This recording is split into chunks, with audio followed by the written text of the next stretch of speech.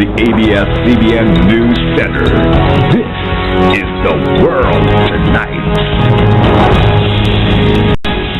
President Duterte's anti-U.S. rhetoric has yet to be formalized as state policy, but the market research firm Colliers International says this has already raised worries among investors in the BPO industry.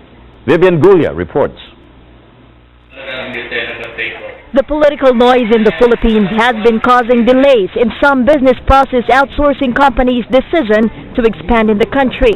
Colliers International Associate Director for Office Services, Dom Andaya, says some foreign investors in the BPO sector have aired concerns following President Rodrigo Duterte's anti-U.S. rhetoric and the increasing number of alleged extrajudicial killings in the Philippines. Some have been asking about security in the country and its foreign policy in relation to the U.S.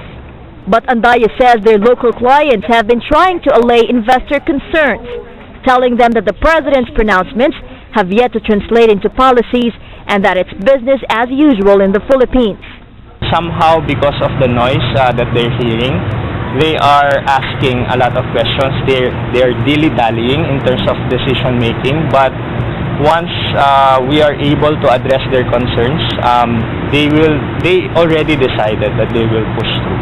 This situation right now, political situation, will definitely prolong the due diligence or decision-making of these companies to grow.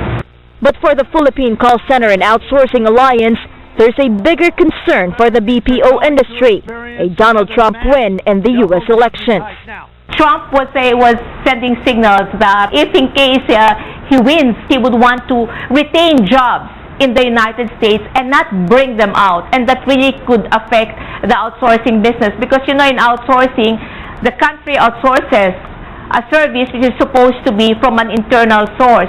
So that one is really the more critical part which we in the BPO is looking at. Amid the local political noise and the upcoming change in U.S. leadership, Colliers expects revenues from the BPO sector to still grow 8 to 10% in the next 5 years and to overtake OFW remittances by 2017. In fact, Colliers says in Metro Manila alone, 30% of the expected 900,000 square meter BPO office space requirement for next year has already been pre-committed. Colliers says having alternative business districts outside Metro Manila will be key to the IT BPO sector's growth.